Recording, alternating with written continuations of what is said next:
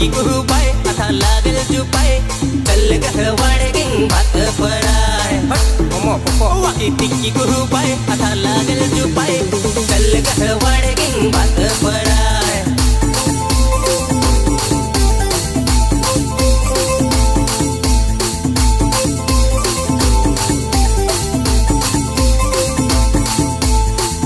पेरणी झाली पण पाणी मध्येच गेला मग माणसाच काय पाखरा हो पाणी वाहरत तो अखरात आरडून तू अभंग बेलकडे सांग पाणी आला राग